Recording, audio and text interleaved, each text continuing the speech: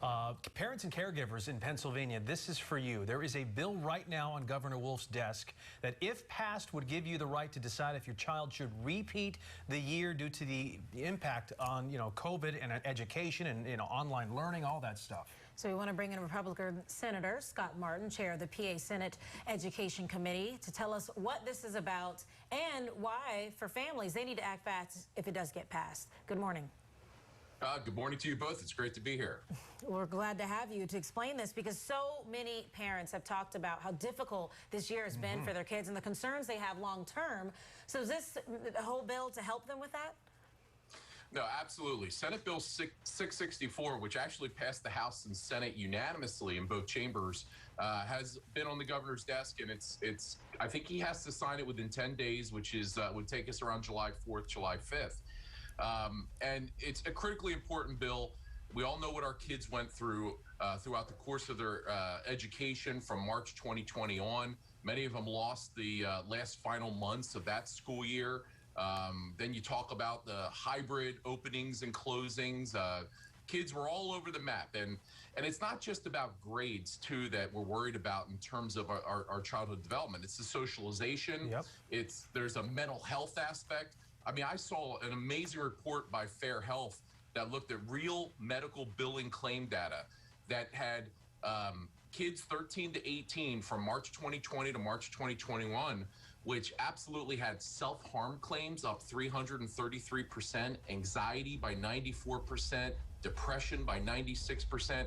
So this obviously had a huge impact across the board. So this bill is going to give an option for parents, which this is how this is really different. The parents who know the impact on their kids the best can make a decision to have their child repeat a year.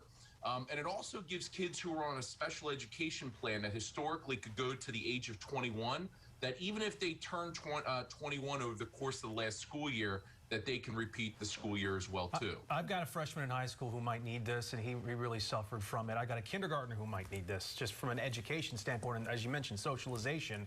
There's a lot of parents going, wait a minute, we didn't have the right to hold our children back before this, and so what is the law as it stands?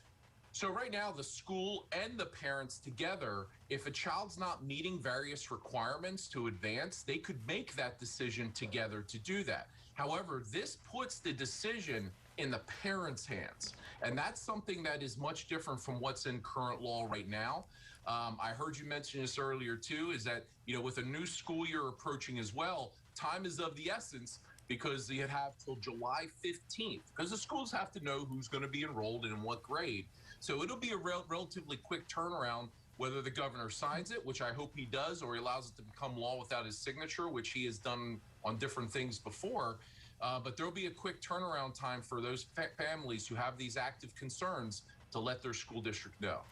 What do you have to say on the other side of this to some folks who feel, well, should parents be making this decision, or should it be the teachers who've been in the classroom with them, who've been watching to see if they meet all the benchmarks? Should teachers also have an input on this? Well, here's the difference. We mentioned some of those stats before. There's a difference between seeing exactly what kind of grades a student gets versus what the other impacts are on their behavior, their mental health, their socialization as well. And I will always side with the fact that ultimately these active parents who have been paying attention, who want to be involved and make this decision, are typically the ones paying attention the most.